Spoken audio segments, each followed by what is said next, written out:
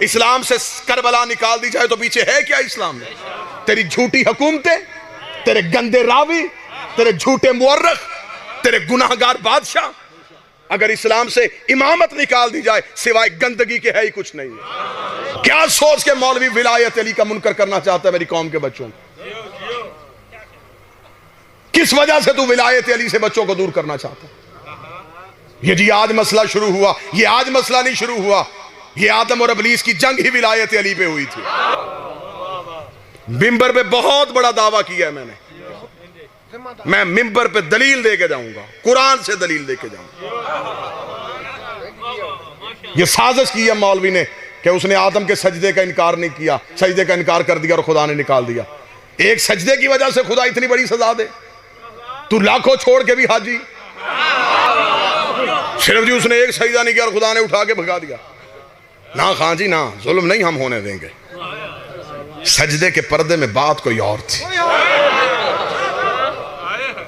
बस वो बात आप तक पहुंचाऊंगा और मैं इजाजत चाहूंगा। सजदे के पीछे कोई बात छुपी, सिर्फ इब्लीस ने सजदे का इनकार नहीं किया, इसके पीछे कोई छुपा हुआ राज था।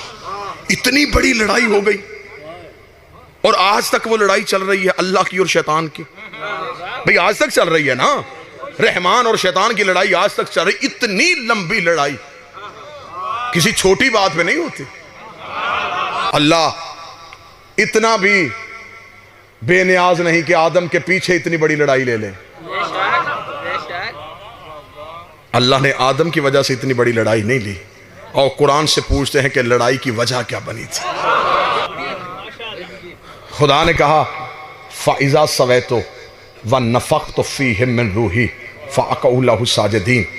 ऐ इब्लीस तवज्जो अब मेरी तरफ करेंगे तो मैं सरकार सुनिए। वजह बताऊं लड़ाई की? ऐ इब्लीस, जब मैं आदम में अपनी रूह फूंकूं फ़अक़ऊ लहु साजिदीन, तो तुम सारे फरिश्ते सजदा कर देना। कुरान मिंबर पे लेके और खुदा ने कुरान में कहा कि आदम को सजदा ना करना, ना ना ना ना ना, आदम को सजदा ना करना। हयातुल कुलूब में अल्लामा मजलसी ने कहा है कि सजदा करवाने से कई हजार साल पहले खुदा आदम को बना चुका था। आदम का पुतला बना के खुदा ने अर्श के चौक में रखा हुआ था। फरिश्ते गुजरते थे लेकिन सजदे का हुक्म नहीं था। इसका मतलब कि सजदा तो आदम को हुआ ही नहीं। अगर सजदा आदम को होना होता तो जब आदम बनाया था उसी वक्त हो जाता। इसका मतलब कि सजदा खान साहब आदम को नहीं, मैं लड़ाई की वजह सुनाने लगा हूं, है ना जहन जी, मैं लड़ाई की वजह सुनाऊं। इसका मतलब कि सजदा आदम को नहीं। खुदा ने कहा जब मैं आदम में अपनी रूह फूंकूं फिर सजदा कर देना। इसका मतलब कि सजदा आदम को नहीं, सजदा रूह को हुआ था।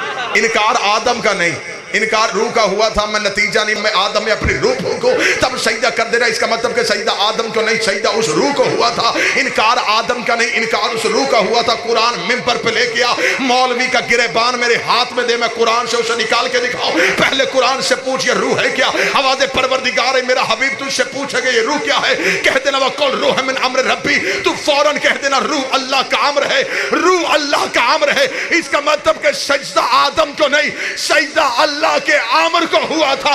इनकार आदम का नहीं, इनकार अल्लाह के आमर का हुआ था। किस मुंह से अली को नमाज से निकालेगा? वो एक आमर का इनकार करके लानती बन गया। तू पूरे ओलल आमर का इनकार कर। तुमने फरमाया नहनु अमरुल्लाह, वो अल्लाह का अमर, हम 14। इसका मतलब कि आदम सिर्फ पुतला था, सजदा उस रूह को हुआ था जो आदम में थी। वो रूह थी अल्लाह का अमर। खुदा ने कहा निकल जा मेरे दरबार से, तू अमर का मुनकर है, तूने अमर से इनकार किया। खुदा ने उसे निकाला और वो दरवाजे पे खड़ा। खुदा ने कहा जा क्यों नहीं रहा? उसने कहा सजदों का अजर। खुदा ने कहा जाया हो गए। खुदा ने कहा तेरे सजदे खत्म हो गए। उसने कहा वो जो 50-50 हजार साल का एक सजदा था वो किधर गया? फरमाया एक इनकार सबको ले गया। 50,000 साल का हयातुल कुलूब में अल्लामा मजलसी ने लिखा 50,000 साल का ये एक सजदा करता था। 50,000 साल तक सजदे में पड़ा रहता। खुदा ने कहा गए तेरे सजदे, खत्म हो गए तेरे सजदे, इसलिए कि तूने आमर का इनकार कर दिया। तवज्जो मेरी तरफ, 50,000 साल का एक सजदा और खुदा ने निकाल दिया। जी बिस्मिल्लाह, 50,000 साल का सजदा खुदा ने एक लम्हे के लिए निकाल दिया। तू 5 नमाजें पढ़ के अली को भौंक रहा है।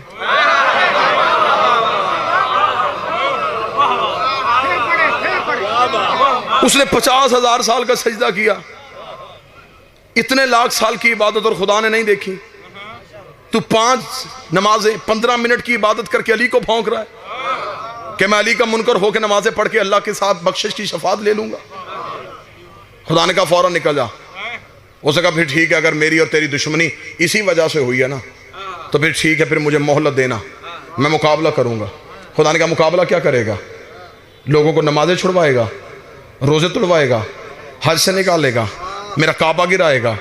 मेरा मुकाबला तू कर कैसे सकता है? उसका मुझे तेरी ताकत का पता, लेकिन मोहलत तू दे दे, फिर मैं एक ही काम करूंगा, मैं सराते मुस्तकीम पे बैठ जाऊंगा। मैं सराते मुस्तकीम पे बैठ जाऊंगा, दुनिया आएगी मैं हटाऊंगा, दुनिया आएगी मैं हटाऊंगा, दुनिया आएगी मैं हटेगा। मैं सराते मुस्तकीम पे बैठूंगा, दुनिया आएगी मैं हटाऊंगा, दुनिया आएगी मैं हटाऊंगा। इसका मतलब शैतान ने अपनी पॉलिसी का ऐलान कर दिया। इब्लीस ने बता दिया मैं बंदों को नमाज से नहीं रोकूंगा, बंदों को रोजों से नहीं रोकूंगा, बंदों को हज से नहीं रोकूंगा, मैं सिर्फ सराते मुस्तकीम से रोकूंगा, मैं सिर्फ सराते मुस्तकीम से रोकूंगा। जगह तू रख ले, वक्त तू रख ले, टाइम तेरी मर्जी का होगा, जगह तेरी मर्जी होगी। हुसैन का ये नौकर, हुसैन का ये मातमी, हुसैन का ये अज़ादार आने के लिए तैयार है। किताब में तू अपनी मर्जी की बिठा लेना, किताबों से मैं साबित करूंगा। तो मुझे सिर्फ इतना बता, ये सराते मुस्तकीम है क्या? ये सराते मुस्तकीम चीज क्या है?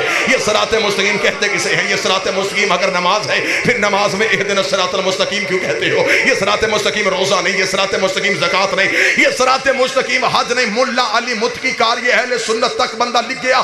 कनज़ुल इमाल के सफ़ा नंबर 258 के मदीने की मस्जिद में एक बंदे ने आके नबी से पूछा, या रसूल अल्लाह मा हाज़ा सिरात मुस्तकीम, ये सिरात मुस्तकीम क्या? अभी नबी ने बोले थे, ये मस्जिद के दरवाजे पे अबू तालिब का बेटा अली आ गया। रसूल ने अपनी दाएं हाथ की उंगली को अली की जाना बढ़ा के हाज़ा अली सिरात मुस्तकीम, ये मेरा अली सिरात मुस्तकीम है। हमें इब्लीस के प्रोग्राम का पता चल गया, ये बंदों को ला इलाहा से नहीं रोकता, ये अली वलीउल्लाह से।